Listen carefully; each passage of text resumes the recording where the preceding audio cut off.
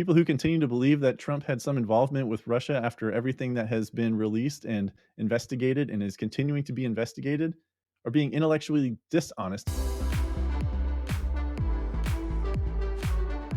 And I'm bringing this topic to you for this episode 37 because it ties to intellectual honesty.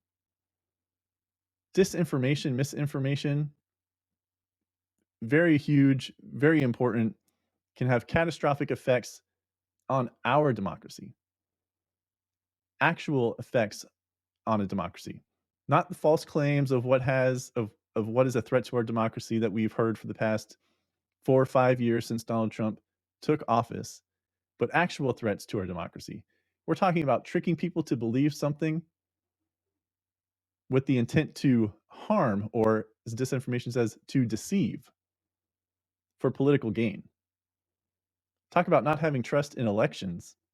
If you can't even trust your presidential candidates, people need to be pursuing intellectual honesty and pursue what actually happened.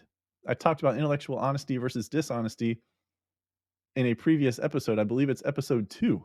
So go back on the audio files and check that out.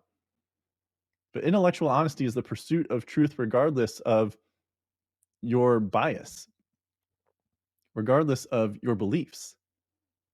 People who continue to believe that Trump had some involvement with Russia after everything that has been released and investigated and is continuing to be investigated are being intellectually dishonest, and they're either don't want to know the truth, so they're being obstinate, or they're using whatever they're spouting for their own personal gain, which is not good for our country.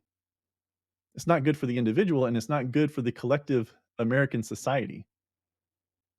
To manipulate someone, to gaslight someone, to trick, to deceive for the political power is disgusting and scary.